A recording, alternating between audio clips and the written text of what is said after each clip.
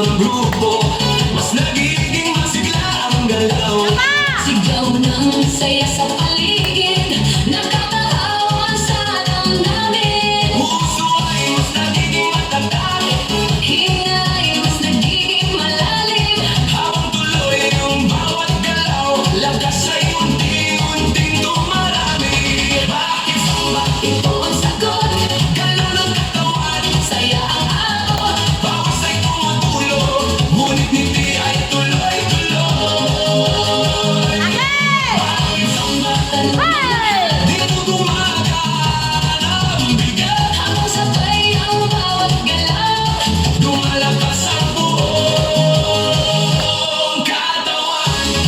Taas kamay, sabay pala, paikot ang balakang.